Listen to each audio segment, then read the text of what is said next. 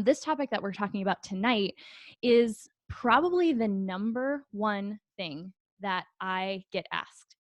And this is kind of the cool the cool thing about that is oftentimes the thing that we are most equipped to offer others is probably so natural to you, you don't even realize that you do it well. And it wasn't until people really started to ask us, gosh, how are you getting so many people to come to your events? How are you launching your podcast and getting it, onto the iTunes rankings? How are you filling programs? And not that they were saying this to be mean, but a lot of people, like people in my mastermind, the one that I'm in with like really, really high achieving people, are like shocked by the fact that we have done all of that and we have a relatively small audience. In terms of the metrics that other people look at, right? Like the world looks at kind of the metrics of social media following or, um, you know, your email list, like the things that for sure are great to have. But what I love about our story is it really proves that you don't have to have a big audience in order to have a successful launch. You don't have to have a big audience in order to get started and really offer your gifts to the world. So if you have a larger audience, or if you're someone who maybe you've been building your audience for a while and you have a great sized email list or a really engaged social media following, then what we talk about tonight is literally just going to help build on top of that. So what I always look at is there are so many things that we can be doing. There are so many things that people overlook that are subtle, but they make all the difference when it comes to launching something. And I just want to clarify what I mean by launching, because having a launch doesn't necessarily mean you have a brand new product or service.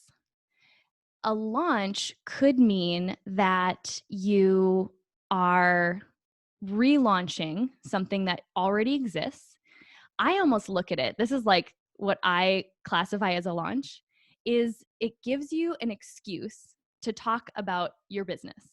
It gives you an excuse to talk about what it is that you offer in a new way, whether or not anything new or there's anything new about it.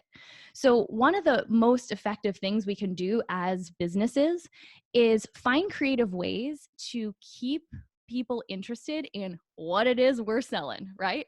I mean, that's like, if we could do that, if we could just have this constant influx of excitement around what it is we're offering and people really engaged with what we're doing, that would be a dream, right?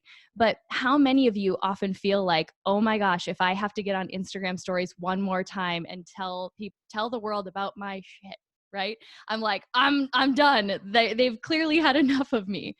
Um, and it doesn't have to feel like that. So we're going to talk about tonight. And I actually brought notes. I never bring notes, you guys, but I was like, there's so much I want to cover and I do not want to get like caught down a rabbit hole. So the first thing I want to know, because I do want to keep this really interactive like we typically do, I want to know what are some challenges that you have had or just even mental blocks around a launch of any kind. So, are there certain like limiting beliefs that you've bumped up against, certain doubts that you've had about, gosh, do I have a big enough audience? What do I say? Anything that you have been experiencing around launching, or if you're like, gosh, I never really even thought about how a launch could apply to my business, share that too, because I will really try to speak to anything at all that is going to be relevant to the people on this call, because that's what's going to make it, I think that's what's going to make it most useful for you. So share, like, if you don't want to share about, maybe if there's nothing around specifically your launch, then maybe just share what your business is, because that would actually be really helpful because I can pull examples as we're going to. Okay, perfect. Yeah, afraid there will be crickets. Amen. Where to even start, introducing what's new, that your product or service isn't valuable enough to launch. Oh my gosh, these are so good. Limiting beliefs for sure. Oh, heck yes. Not knowing where to start. difficulty. Oh, you guys are like commenting so fast. Hold on there. I'm trying to keep up. Narrowing all my ideas into something. Yeah, heck yeah. Narrowing down your ideas, wanting to do it the right way. Oh, yes. Okay, fear of little to no engagement, fear of rejection. Same here, sister. Is it a big deal? It's a big deal to me, but will others really care? Oh, yeah. I'm always like real excited about everything I create. And then you always have that in the back of your mind. Will other people care as much as I do? Okay, cool. Yeah, I love these. These are so helpful. And then start to share some of the things that you do for your business or the thing that you are launching. I know a couple of you on here, quite a few of you are launching podcasts.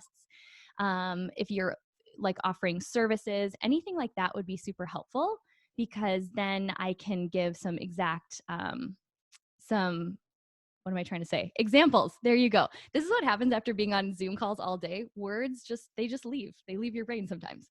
Okay, so when it comes to a launch, the biggest thing to remember is it literally is just an excuse to talk about what you offer in a new way.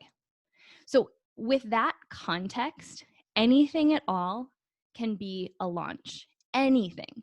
So, I really want to bust the kind of like the idea of what you traditionally think of is worthy of a launch. And I'm going to teach you some things that now that you know them, you're going to see me do these all the time. And here's what happened. Like when people started asking for just like people would ask me for tips around this or ask me to help them strategize with like whatever they were launching, I actually had to step back and be like, well, I don't know. Like we just do. Isn't that how everyone like launches an event or a podcast? I actually had to sit down and think about like what is the formula we follow, because there are a few key things that we do.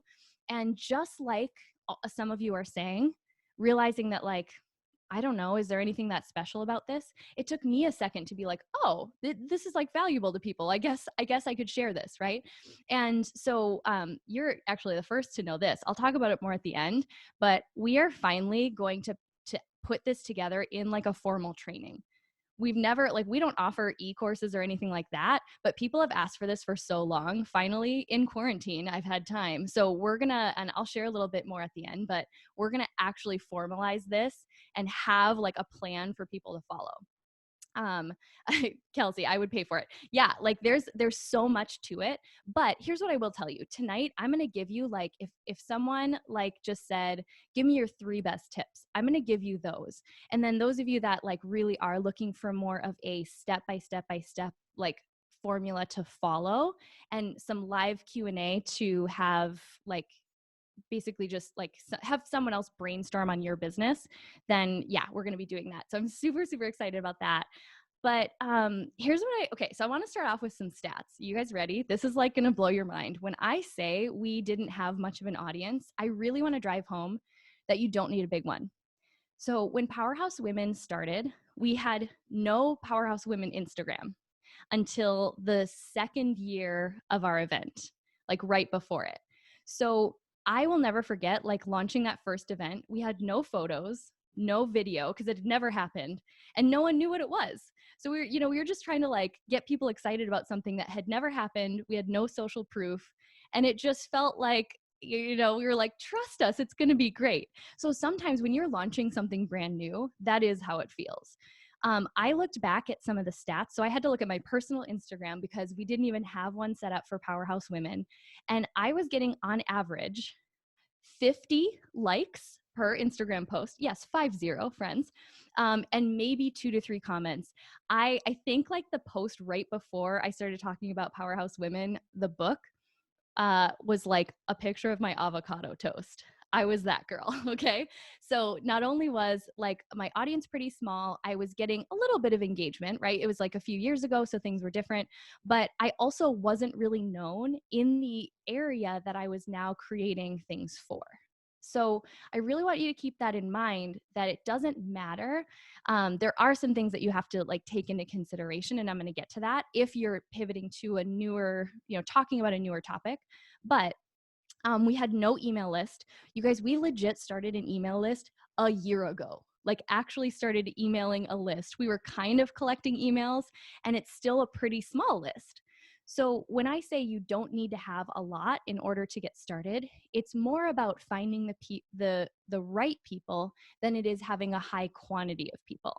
So I wanted to just share that in context to really squash any feeling of you saying like, well, yeah, okay, now the Powerhouse Women Instagram has like 9,000 followers, and it does, which is great. But when we started, that Instagram account did not exist, and there was no email list. There was nothing. So it was literally just me, like some random girl on the internet saying like, come to my event. It's going to be great. I'll have mimosas there. So wherever you're starting, I really just want you to know that we can make it work. Now, okay, so when I started to think about the three things that kind of relate no matter what someone is launching, and I am looking in the comments just to see, we have some coaches, workshops, handmade games. Oh, Sarah, yes, oh my gosh, every time I look at your Instagram, I want to play Giant Connect 4. Is that the one? It's so cool. Everyone needs to. Okay, I'm like, I think that's what it is. Okay, then we have live coaching programs. So a lot of you are doing services. Let's see. Rhonda has an online market. Her stuff is amazing too. So she has new products all the time. That's actually a really good example. Photography packages, blog, coaching business. Okay, so a lot of services, and then some who are doing more like physical products. Cool. So obviously it's gonna vary a little bit depending on your business, but I'm really gonna do my best to like make this relevant regardless of what it is that people are launching. I'm gonna get on my little notes here just to make sure I stay on track. Okay, one of the things we're not gonna get like super deep into, but I'll just mention it, and then I do want to leave time for Q&A at the end, is timeline. So a lot of people want like the exact timeline that they should use for launching something. And it truly is going to depend on a couple of things. So I'm just going to give you like a few things to think about. It'll depend on like how big is the launch. So like, for example, the Powerhouse Women event is a really freaking big event, right? So that's a bigger launch. We give ourselves a longer runway for that, as opposed to like when we launched this call series, there wasn't really much of a lead up for it. So you want to take that into consideration. And, if you're launching something that happens on a specific day, so it's an event, or, it's something where people need to basically block off their calendars, you want to just think about giving a little bit longer runway. If it's a higher ticket program, you might want to make sure that you've built in enough time to establish yourself as an expert in that space. So it's going to depend on, are you already known for talking about the thing that you're talking about? If not, add on some time to be showing up and pouring into your community, especially for those of you that are coaches or offering consulting or things like that. If you're pivoting from a different industry, it's going to take some time for people to know you as the person talking about the new thing. So, and Kelsey's asking, would you suggest waiting to launch while we are in quarantine, or launching when we can have a big event and promote it? So I'm going to answer that question, I think, next, and then tell me if it doesn't totally answer what you're asking. Tracy's asking, how much time? Okay, so I know, it's so funny because people are like, just give me an answer. And this is one of the things that I'm actually working on right now, is more of like a template format. So I'm going to give you my best answer right now, and just know that that's like one of the things we're going to include in kind of, I just haven't like made it yet. But when I really think about the most successful launches that we've had, I give it at least 4 weeks.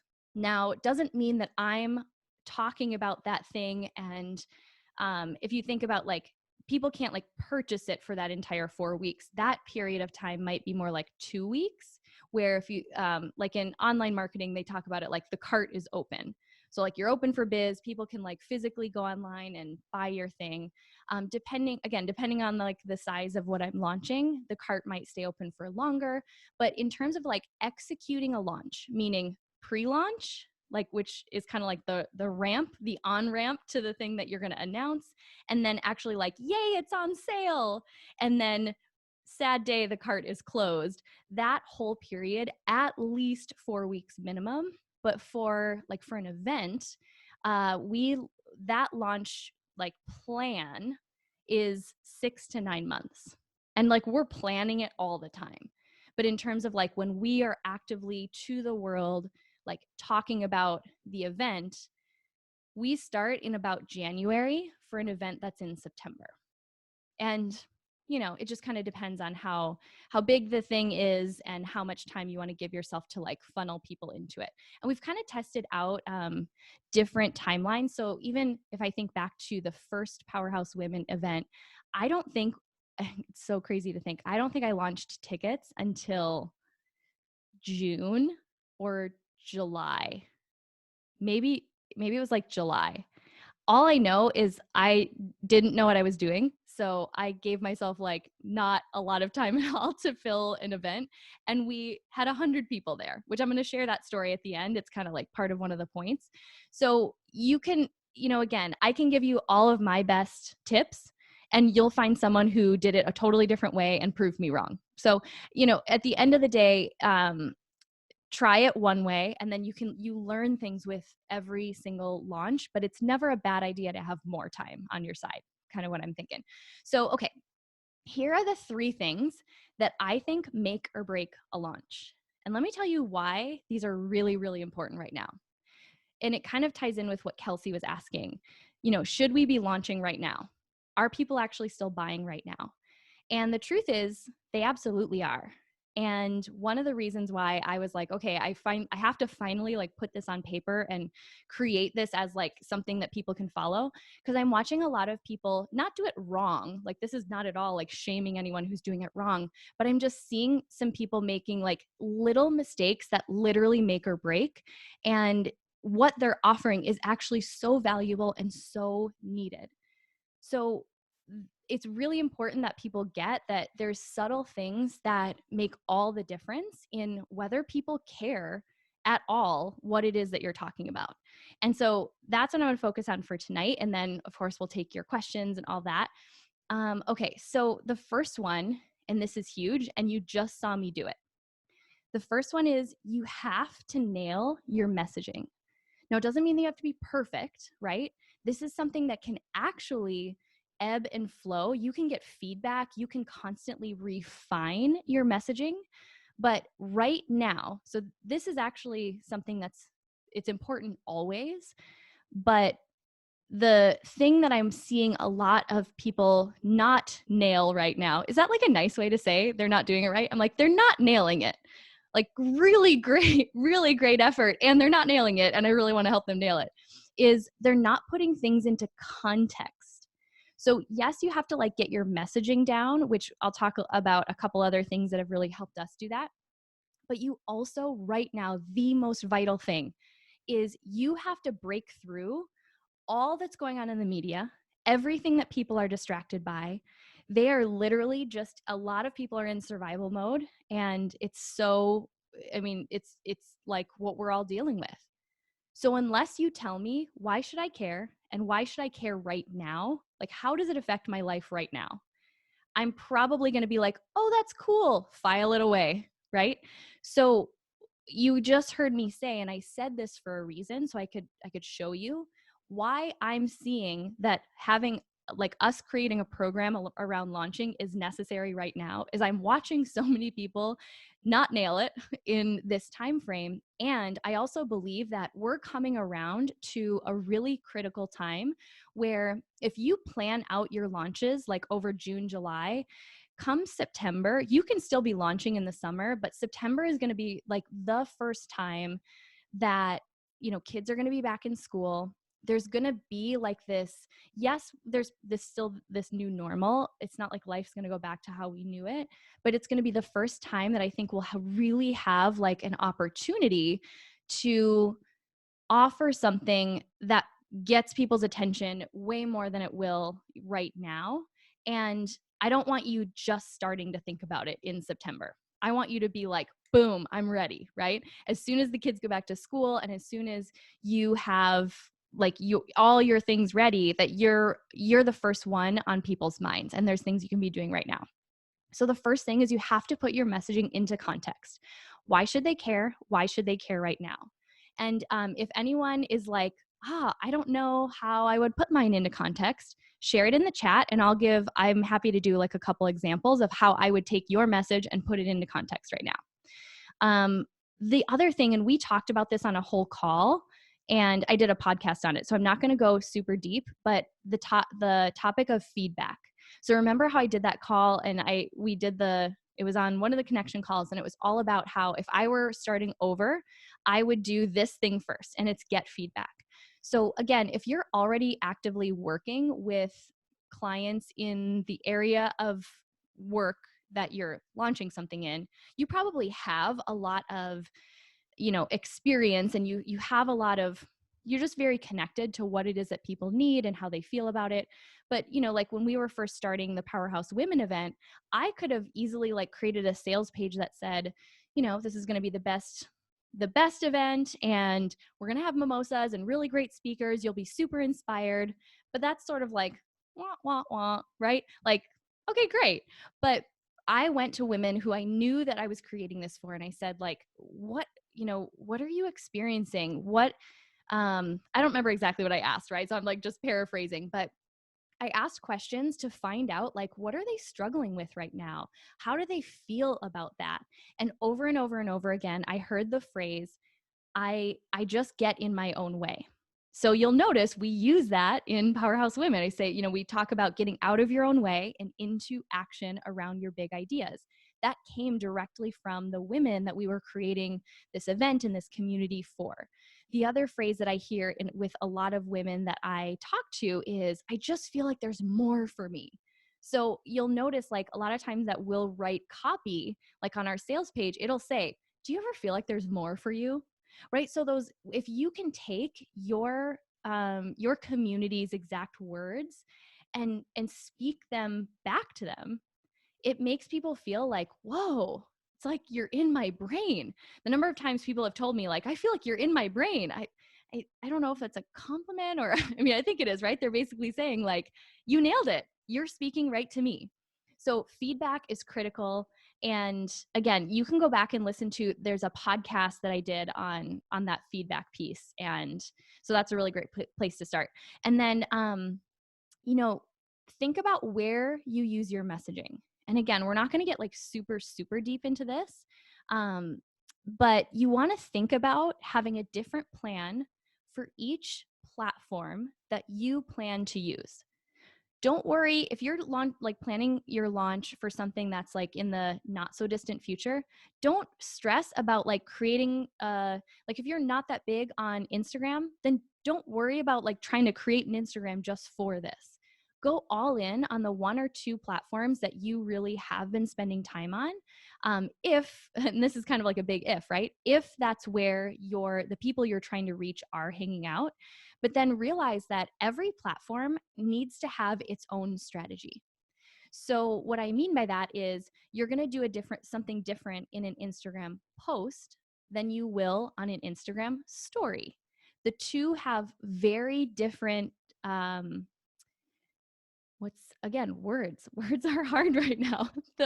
They have a different intention behind them, right? So think about how you consume different platforms as a user, and then think about how that would translate to what it is that you are launching. So, I can actually take the same content and share it in a post and on a story. And the reason I did this leading up to the call today is so you can go back and you can actually look at how we did it to promote this call. So we did a post on the Powerhouse Women Instagram sharing about how, we were going to do this call on this topic.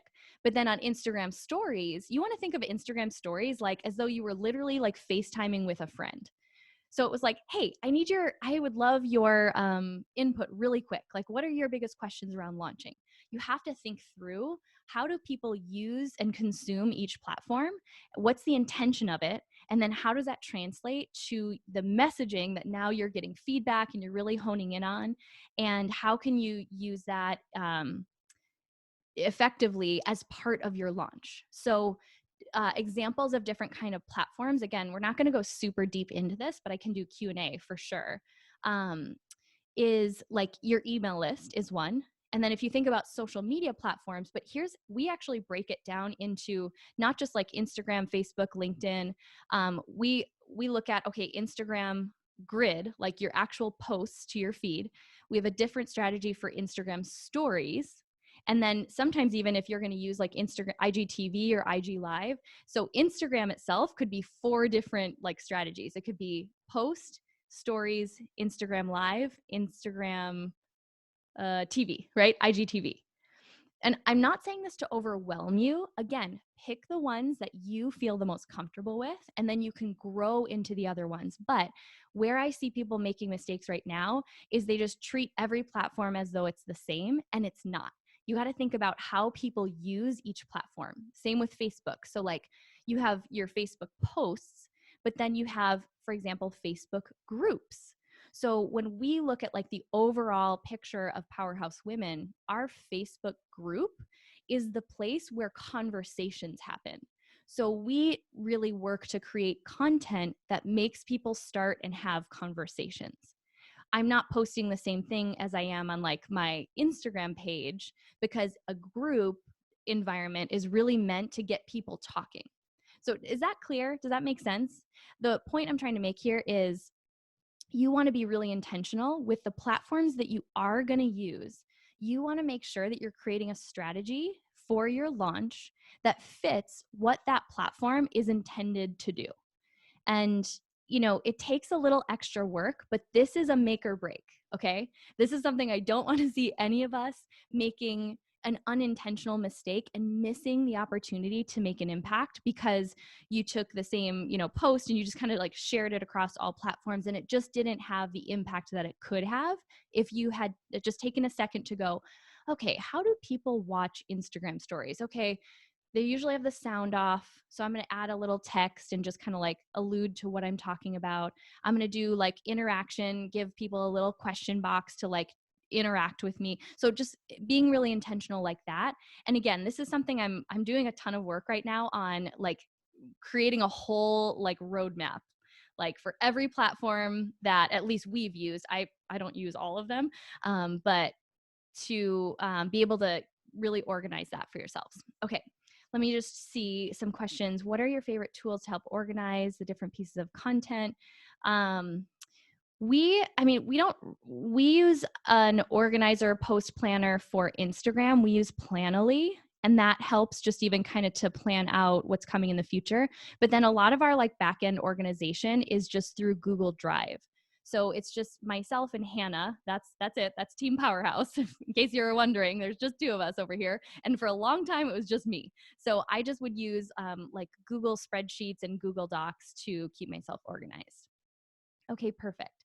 So then let me just see anything else on messaging. Oh, okay. This is the other thing is I know we talked about sales on like a call not that long ago, and a lot of people said, I hate sales. Anyone else like still just not like really loving sales?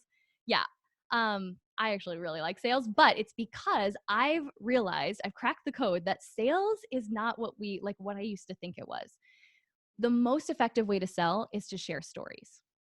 It is, right? Even if you kind of think about like what has made you feel the most connected to the brands that you love to support, it's probably more the stories they've told than it is the things that they've tried to sell you. So telling stories looks like share why you created the thing that you're launching. Who is it for? Who has it already helped? Right? So that social proof element.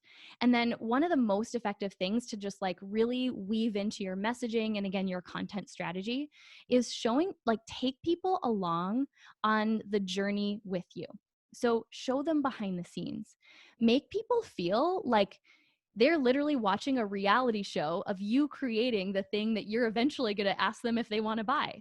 So a great example, like those of you that are launching podcasts right now or prepping podcasts, show people little behind the scenes of like where do you record your episodes? Like, is it you in a closet? Like, so many people are surprised. Like, a lot of podcasters will record in a closet because it literally is like the best sound audio quality, right? The clothes are hanging, it like absorbs all the sound. So show that stuff, especially if it's not polished. Like, a lot of us think, oh, I don't want to show this. Like, this is, I remember for such a long time until quarantine, this room of my house, this is like the spare bedroom that like was just that random room. We would literally just throw stuff in and shut the door. Anyone else have one of those rooms? And I'll never forget the day that I like showed people. And I think that was like one of my highest engagement like Instagram stories, because I was like, I was always trying to just show the view that didn't show the crap pile like in the corner, which has now been cleaned up. Thank you very much, quarantine. Larry says I'm sitting in that room right now. I love you. Yeah. And I was always so afraid to show that version, but that's actually what makes people feel like now when they listen to the podcast, they're like, oh, she's sitting next to that pile of crap, right? It's silly, but it actually brings people into your story. It makes them feel more connected to what it is that you're offering. So don't be afraid to show behind the scenes and, show the little micro stories leading up to the thing that then you're like, yay, it's like podcast launch day. And it makes people feel like they've kind of like watched this thing grow up. Your little baby podcast grew up and now it's like out there in the world. That was something that I did when we were planning our podcast, and it really helped to just get people excited for what we were doing. So that kind of leads into the second thing. So the first one is you've got to nail your messaging. Be obsessed with communicating effectively in the language of the people that you want to help. And that's something that I'm really, really exciting. Let me try that again. I'm excited when we do this course. We're going to do it like live coaching for 4 weeks, where we'll get to do like a lot of like Q&A and back and forth.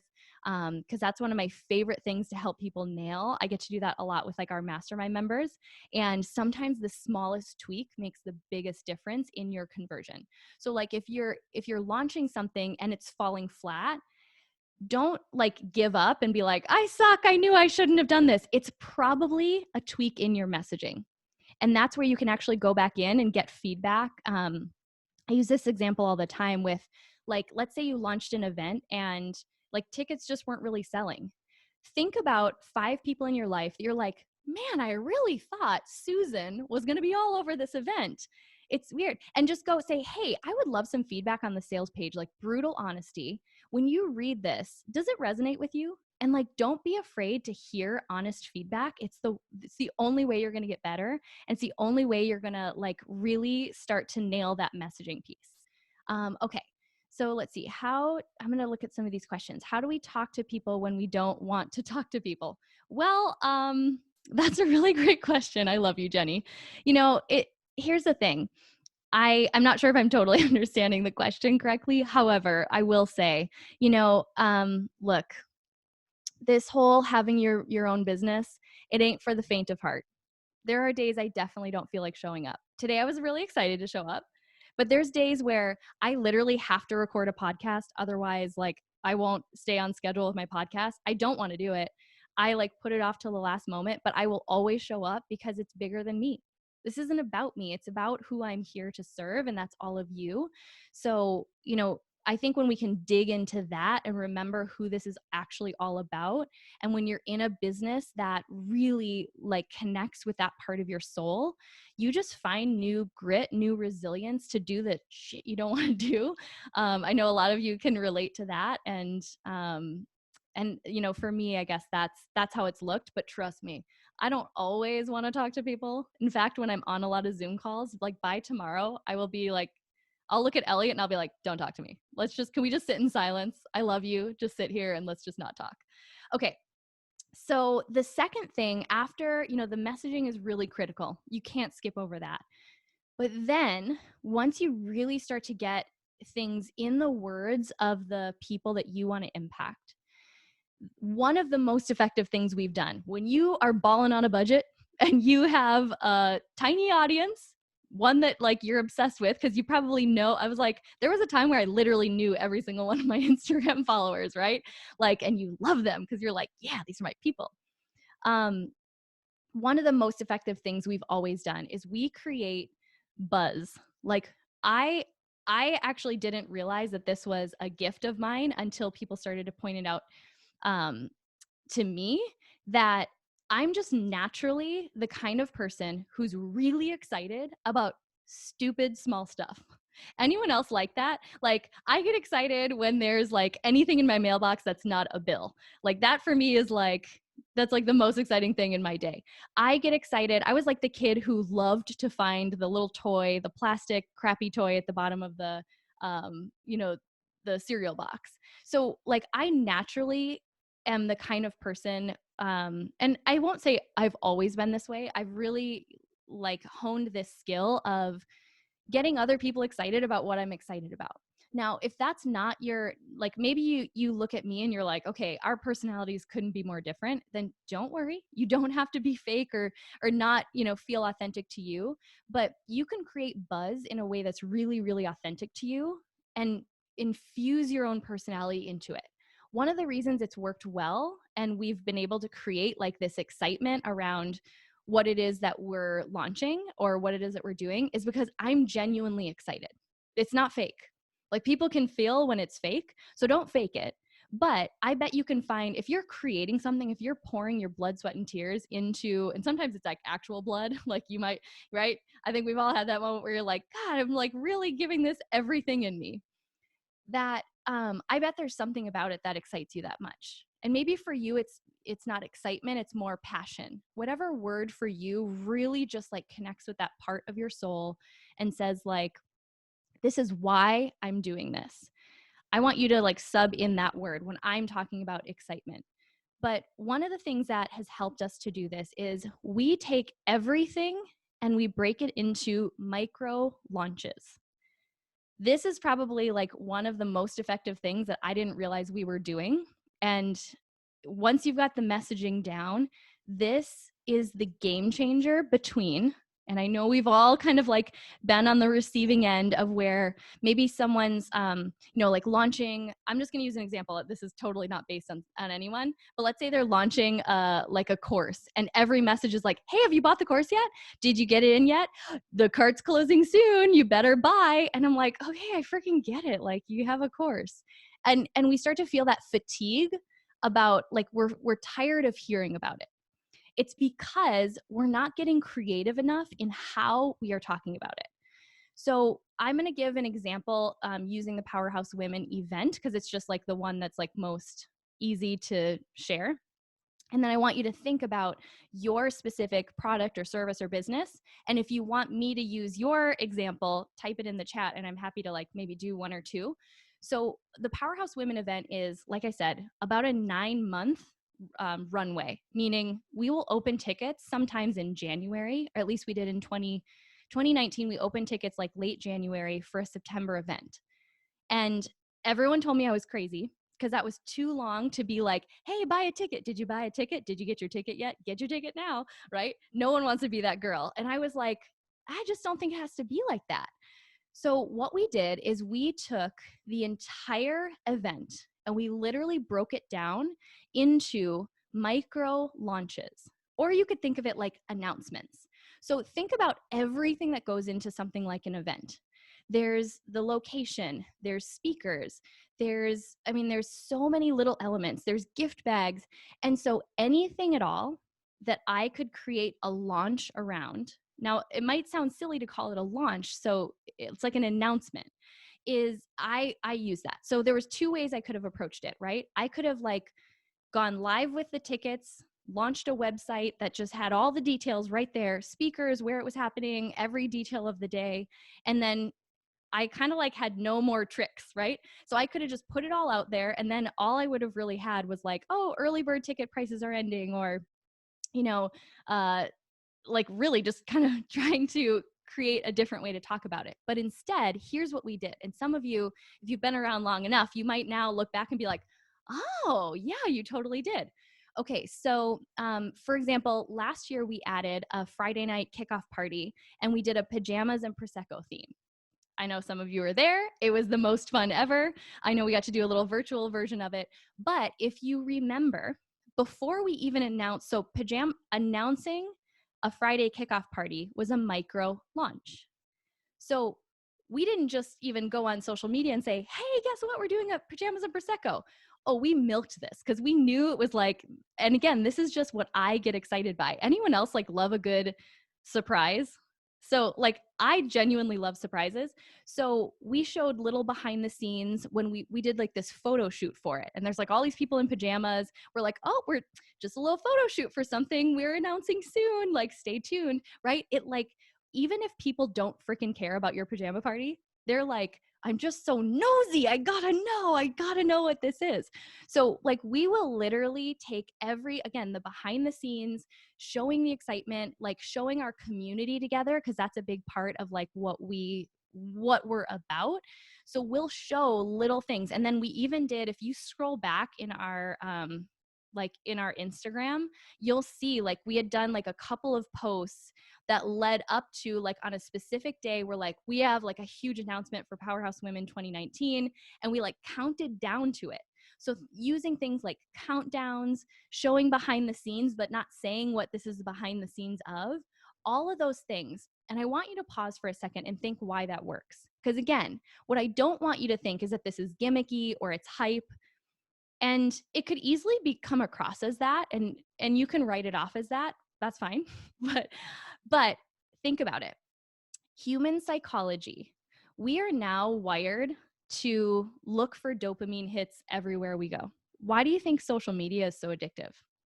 Why do you think it's so addictive to like just log in and see if there's a little notification, right? Oh, did someone like my post? Did someone send me a message? We are constantly looking for dopamine hits. So unless we can play that game and realize that people's minds are literally fighting with all of these things asking for our attention right now, unless we can become like a positive, dopamine hit of sorts and interrupt people's kind of like, their make it sound like people have such boring lives, but a lot of us like, just kind of go through our day to day. I know we don't have boring lives. Maybe right now we feel like we do, but unless we can be something that literally just provides that little like, oh, like that's kind of surprising. Again, even if people don't care about the thing that you're launching, even if they're not your target demo, if you start to say like, oh my God, like I've been working on something so exciting and, here's who it's for, you start to tell stories. They're nosy enough where they're going to start to pay attention to your social media or wherever you're launching that, just because they've got to know, right? And that's what happens when you start to create story loops. Like you open a story loop by saying like, an announcement is coming, here's some behind the scenes, here's what we're doing.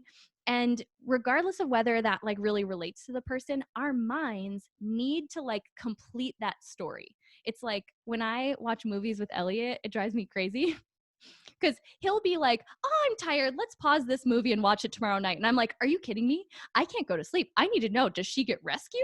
Does she like stay in that crazy, like, I'm trying to think of the last movie we watched, but he will like pause a movie in the middle and I can't sleep. Like if I don't know how it ended, I can't. So it's the same thing when you're starting to tell stories around your launch. So we create everything into a micro launch. One of the other things that we did last year was, or really we did it this year too, is we legit just didn't, we were like having trouble finding a venue. And so instead of being like, oh, we don't have a venue yet, I was like, we're going to announce it soon, right? And we actually like created an announcement around picking a venue. We took people along behind the scenes, like, oh, okay, we're touring our other venue today, looking at options. So tell me if this is kind of, if this is relating, if you're starting to see how this fits in with your specific business.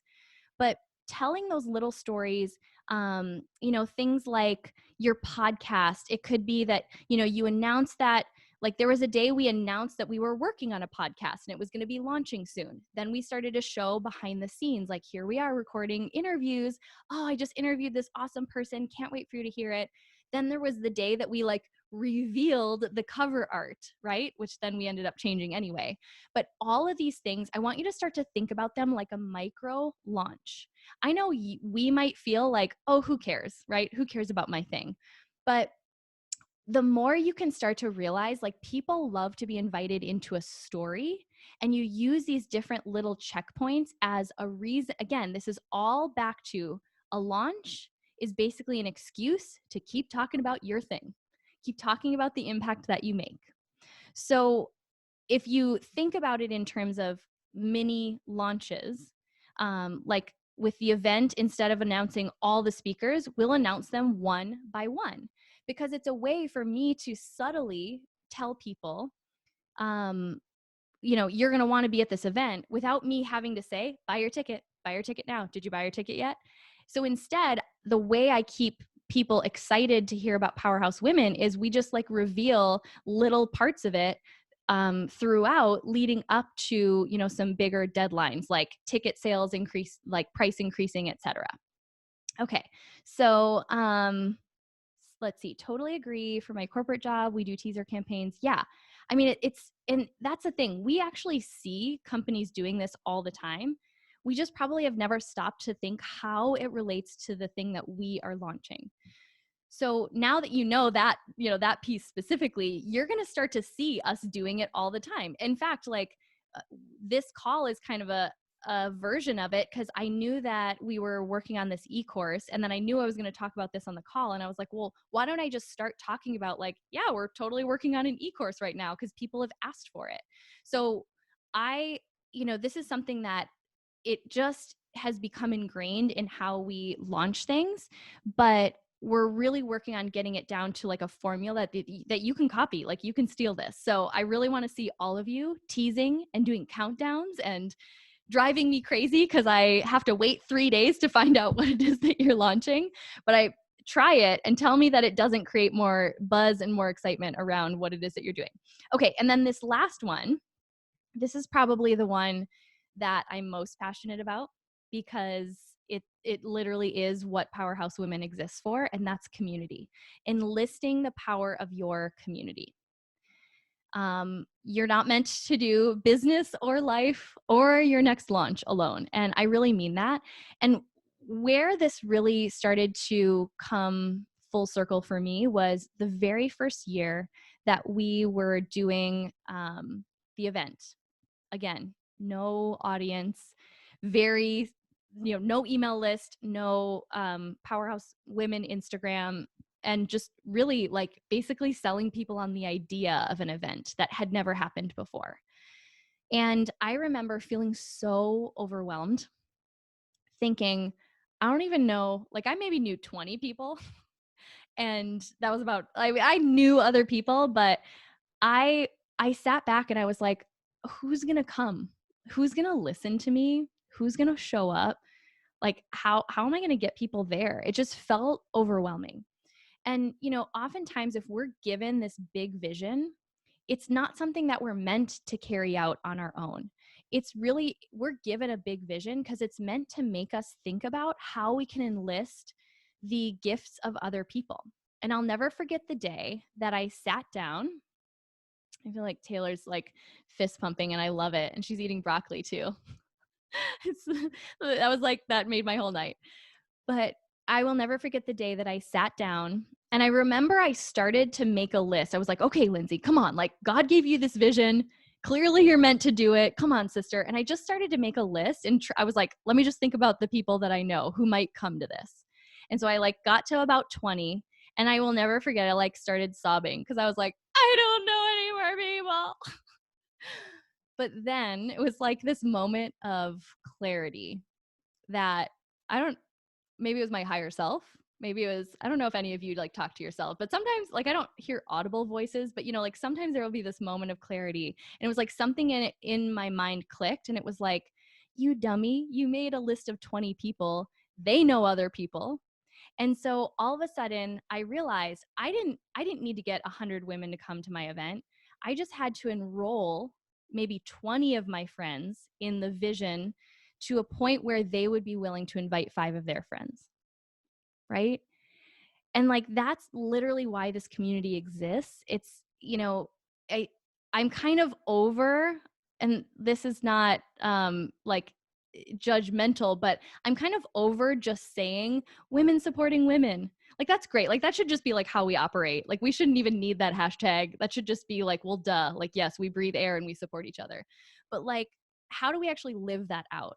We have to like first show up as that woman who legit supports, like gets behind what, you know, you'll have like your group of 5. Like whenever those women are doing something, you're in it. You're like, how can I help? Can I post this for you? Can I share?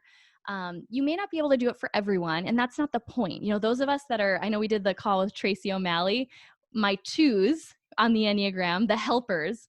You feel bad if you can't help everyone. Well, here's your official permission. You're not going to be able to help everyone. But there are going to be those people that like you really connect with what it is that they're doing. And there's going to be people who do that for you. And here's what I've found. What's interesting is on that initial list of 20, there were people that I was like, oh, these people for sure, they're going to come. They're going to like, you know, invite a bunch of people. And they didn't come, right? And they're not really that engaged with Powerhouse today. And that doesn't mean they're not in my life. Doesn't mean that they don't support me. I think there's certain people along the way that they're meant to like water the seed of your little dream. Not like your dream is little, right? But like when it is a little, just a little tiny seed, they're the people that are like, yeah, that idea is awesome. Like for sure the world needs that. And it gives you enough confidence to put it out there. But then there's other people that come along and they help you take it to the next level, right? So like a lot of you know Mary, I'm like totally calling her out because she's here. Mary and I weren't really like super close before the first year of Powerhouse. And there were women in my life who I thought would show up bigger and help. And it's literally like I have no hard feelings against them at all, because I was able to step back and see that maybe those women weren't meant to be a part of this phase of my journey. But then it made room for other people like Mary, who's become like family to me, to come in and be, I mean, she like legit forces people to attend Powerhouse. Like do not get on her radar, because if you're unsure if you should come, she will force you. She is very strong. No, but you know, there's other people that will really rally around your idea. So a couple of tips on how to get other people to share your stuff. Anyone want to know that? Anyone like kind of afraid to ask for help? Oh, I see a lot of emphatic hands. Oh, you're all so beautiful. I love that. Like, I mean, no shame for those that are like multitasking and need to have camera off, but I love being able to see a lot of your faces. So a couple of things. Again, I'm seeing this being done ineffectively right now, and it's something that I really, really want to help people nail, because this again is a make or break. Number one, you have to be really bold in asking for help. It's why on a lot of these calls, when I send you into like the connection groups, I tell you, go around and share what's one thing people can do to help you right now.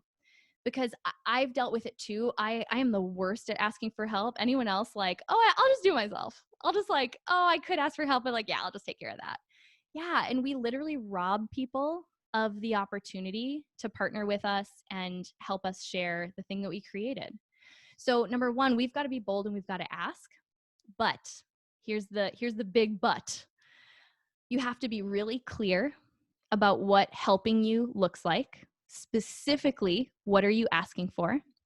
And you have to make it really easy for them to do so. Because I'm sure like me, I will go to the ends of the earth to help my girls, right? I will help them. I have like all the best intentions of showing up for as many people as I can.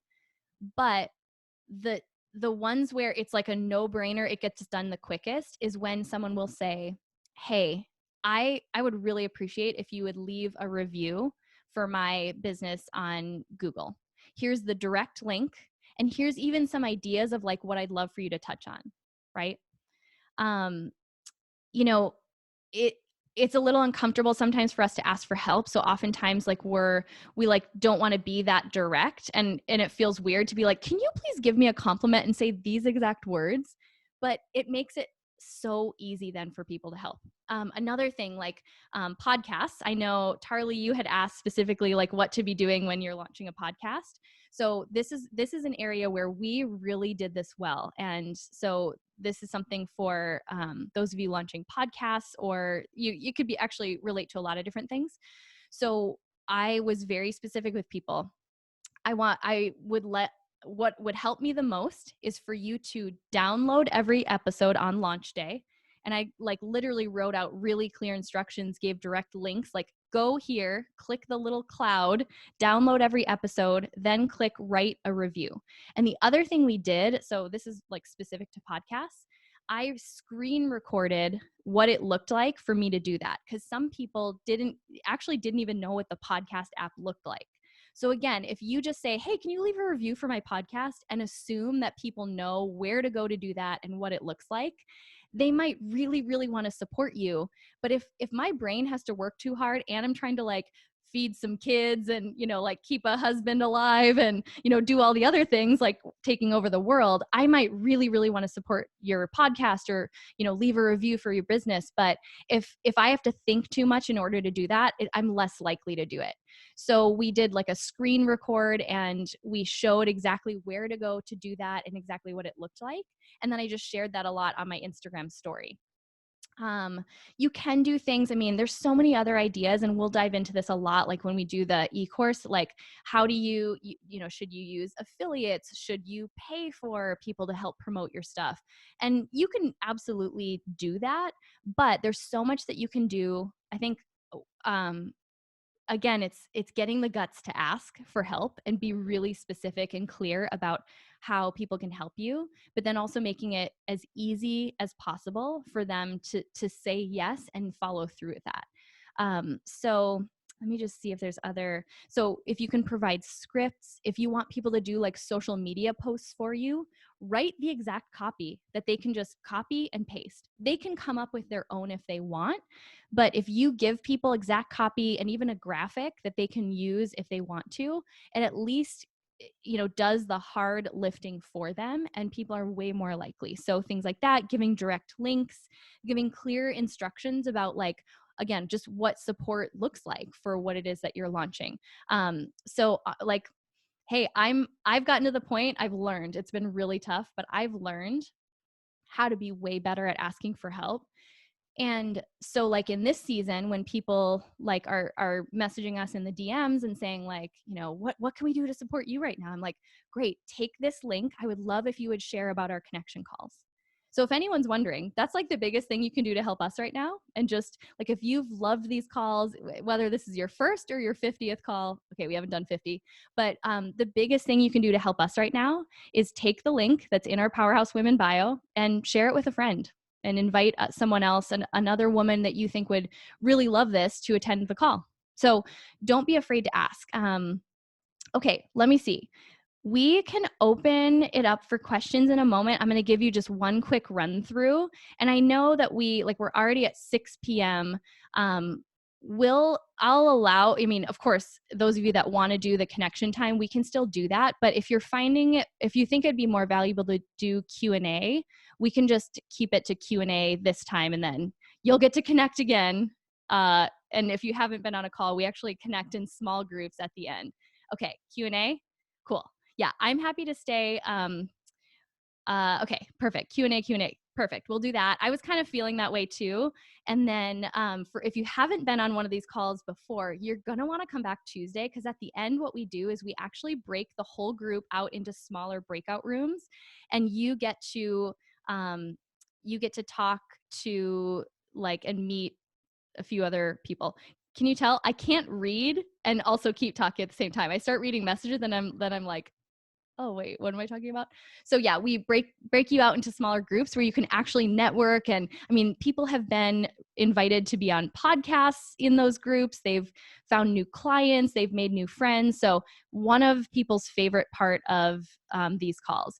Okay, perfect. Yeah, I know a lot of you have to jump on other calls, but I will stay and we can do some Q&A. And I am recording this, so we're going to send out the recording, because I know this is like a lot to take in. I wanted to make sure to record this one for you, and we'll send that out. So if you have to jump off, no big deal. But let me know what questions you have. Start to type them in the chat. I'm going to do a quick high-level overview of what we covered. Just those 3 things. So the 3 things that really do make or break a launch. You have to nail your messaging, put it into context for right now. Why do they need it? And why now? Especially in the season that we're in, you've got to put it into context. Why now?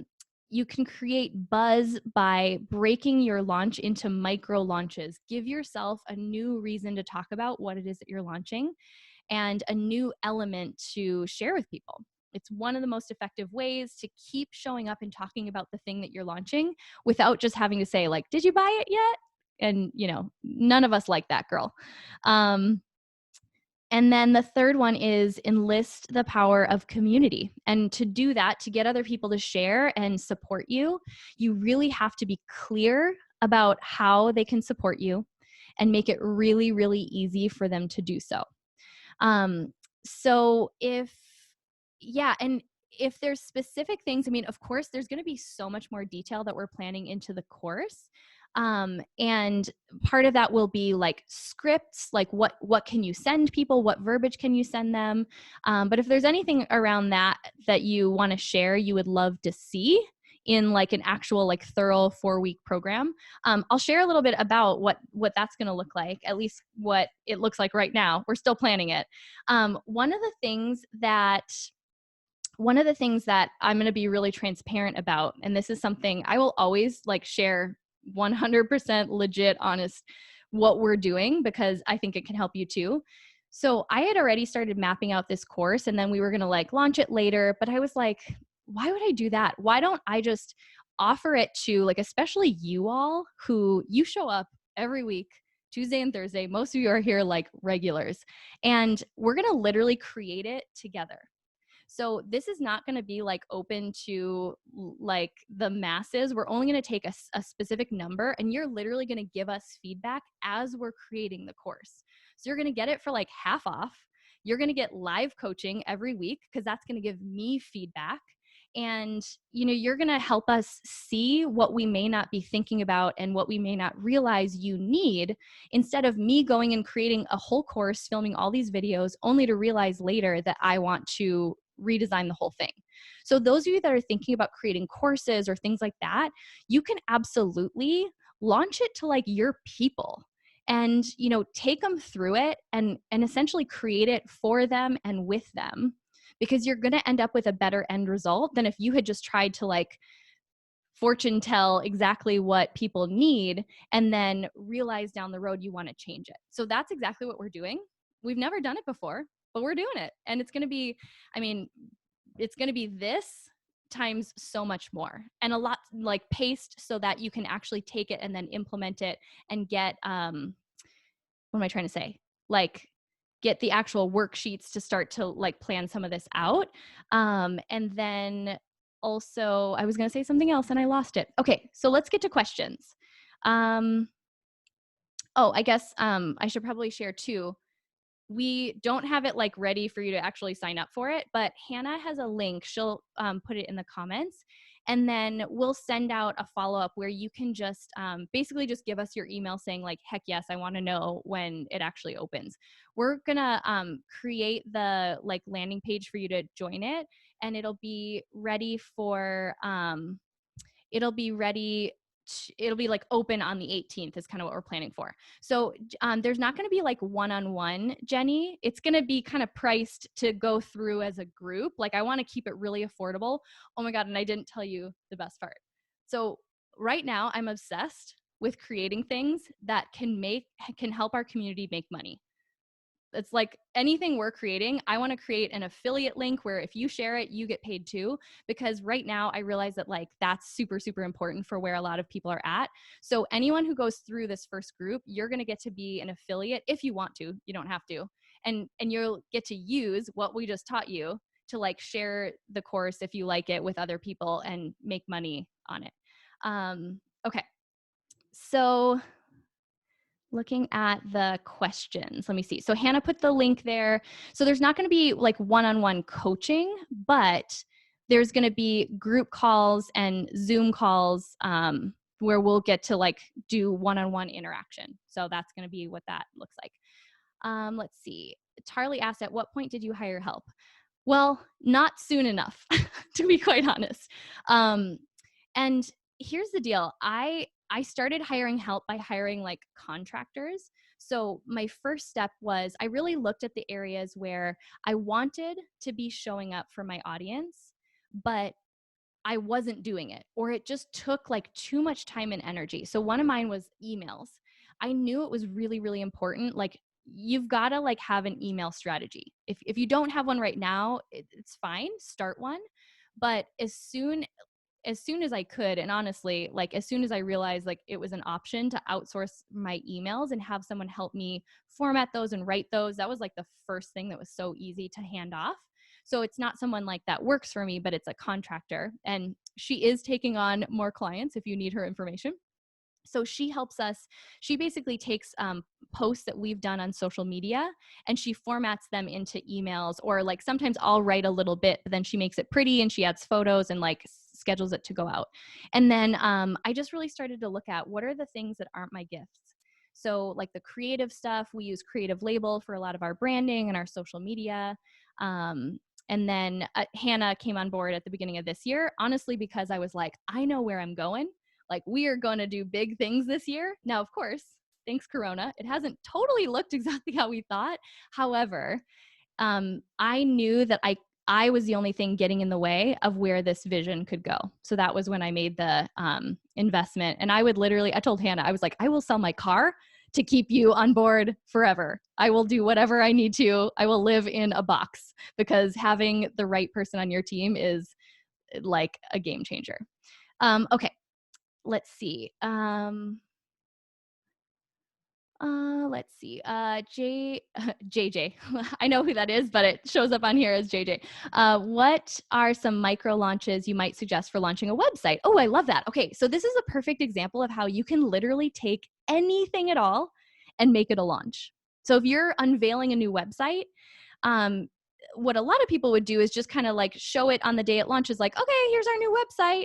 But maybe you show little elements like, are you having a logo designed? Are you a cool way to like give your community a chance to feel a part of it is like, say your web designer kind of gives you like 3 different options. Post those on social and ask people which one is their favorite. Like, again, you might know which one you're going with, but the more you can make people feel like they're a part of it, and then they're sitting back and wondering like, oh, like I wonder which one she picked. Stuff like that is really effective. Or, you can definitely do things like giveaways. When you actually launch something, that's a really effective strategy just to kind of create some buzz around it. But anywhere you can give behind the scenes sneak peeks or have people like vote, like help me choose, stuff like that, people love. Okay. Is a launch party beneficial? And since we probably won't have large gatherings, is it awkward to then throw a launch party at a later date? Nope. I'm always for a good party. Always. And this is something like some of you guys know this, but some of you might not. So we ended up doing a podcast launch party only because I had put a deposit down at a hotel for the big Powerhouse Women event. And then I decided, like, we actually had outgrown that venue. Like, it was clear we were not going to have enough space. So instead of losing, I think it was like a $3,000 deposit. And I was like, I'm not going to lose money. I just changed it and threw a launch party. So just like kind of got creative. Instead of losing that money, we threw a party, had fancy hors d'oeuvres, and, and I'm so glad we did. I don't think I would have done that otherwise. But again, it creates a social media opportunity. People start to see, like, on social media, it's happening. And I think we had done it like a few weeks after the podcast launched. So honestly, after this is all over, people are going to, you just say party and they'll be like, I'm there. What should I wear? And, oh, what's it for again? The other thing we did, and this is kind of like another example of how you can create launches along the way by thinking about, like, what are some milestones you can celebrate. So like a lot of you saw, we did a party to celebrate our 100th podcast episode. It's one of my, like, this is the part I'm really excited to do on like the live Q&A calls as part of the launch course. Is I'm really freaking good at thinking of like, how do you get people excited about what it is that you're doing? So like for the podcast, I was like, how cool would it be if we literally like recorded it live? Tracy said that was the best day ever. It was really, really fun. And so, just thinking of like novel, unique ways to give people something to look forward to. And then, it gets, again, especially if you can create something like a party or an event that gets other people on social media sharing about your brand, you can't even like generate that kind of PR if you paid for it, right? So Think about things that create the kind of experience that get people talking. So a party is such a great example of that. Okay, let's see if there's any other questions. Um, Charlie asked, how many people will you allow in this initial group? I haven't set like the drop dead number. I think because I haven't quite mapped it all out yet how it's going to look, but I'm thinking I don't want it to be any bigger than like these calls have been. Just to like keep it like these calls we've still been able to maintain like it feels kind of intimate, but yeah, so I don't have a drop dead number. If someone's like banging on the door to get in the course, I'm not going to like kick them out. Okay. So, what are the big differences between launch strategies for service based businesses and retail or product businesses? Such a great question. I think the strategies are the same. Like, if you think about nailing your messaging, I'm like, what were my strategies again? The messaging, creating like micro launches, and then enrolling your community and sharing, those are the same no matter what. It might change the platforms that you show up on and how you tell the story. The cool thing about a product is like you can show me so much behind the scenes of like how it's made, or if it's a retail based business and you're not physically making the item, you actually can tap into the story of how that item is made. Or like I think about Rhonda, who has an amazing like online shop, and she sources like things from around the world. Like I bought this beautiful blanket, and like I totally want to know the story behind this blanket that I bought. And she sources it from like from artisans like around the world. And so I think it just gives you more opportunities to share the story, as opposed to like the founder's story, or like here's why I created this podcast, or why I created this thing. It's more a story maybe about the product, or what inspired it, etc. So tell me if that helps. That was such a great question. Would you recommend micro launches on your personal Instagram, or create an account on a platform and post there? Here's the interesting thing. I think it does depend on what you're launching. It totally depends on the business, right? Um, and like those of you that have a bit kind of like a business brand and your personal brand, I'm curious if you have found the same. But I mean, no matter what, even though people know it's like me behind the Powerhouse Women Instagram, well, now it's me and Hannah. So you'll get a reply from one of us. But I still get so much better engagement on my personal page.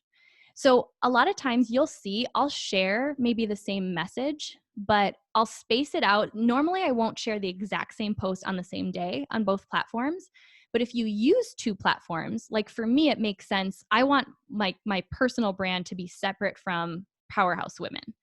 Um, so because the Powerhouse Women is way more about the community. Like I don't want it to be like the Lindsay show.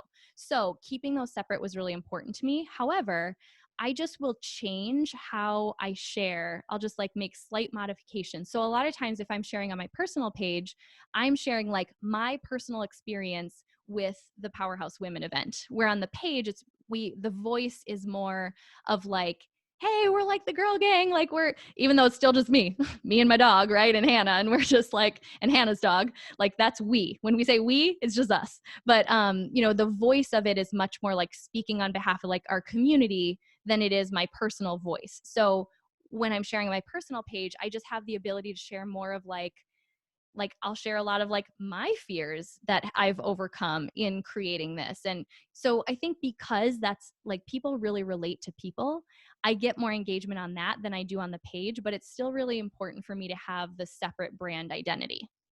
Again, this goes back to know the purpose of each platform.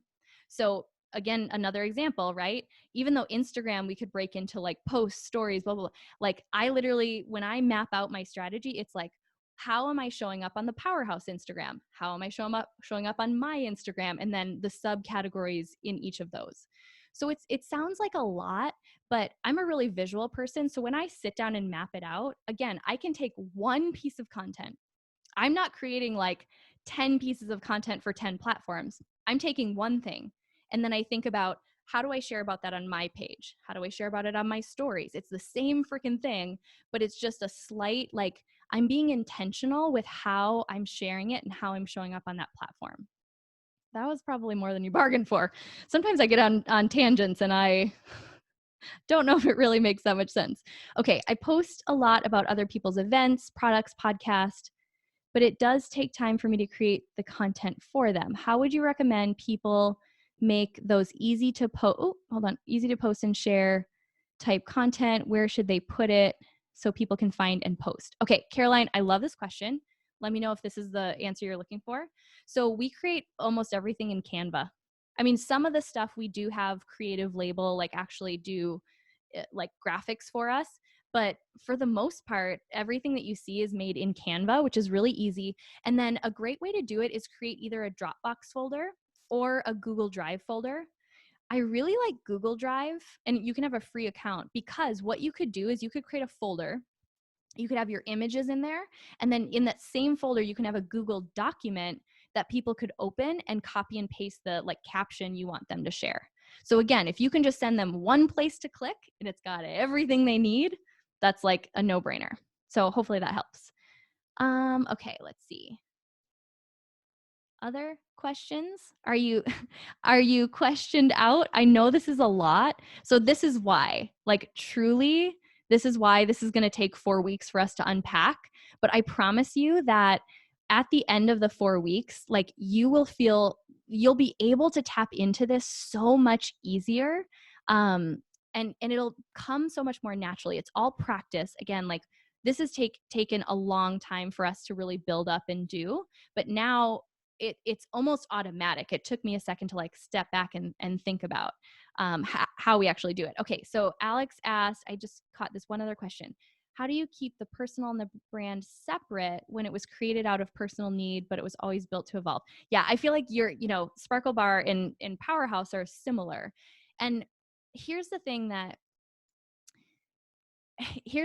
I resist, and Hannah can vouch for this. I'm always like, no, I don't need pictures of me shown in the Instagram feed, and like I don't really need to be the face of it. But here's the deal. Wouldn't it feel weird if there wasn't like a face of Powerhouse Women?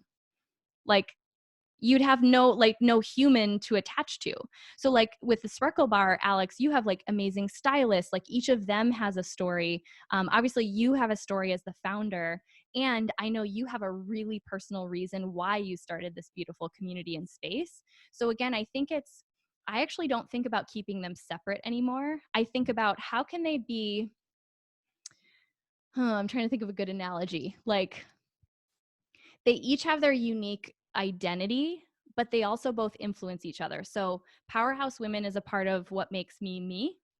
And I'm a big part of why Powerhouse Women has the feeling that it does, because it's a natural extension of me and what I was looking for.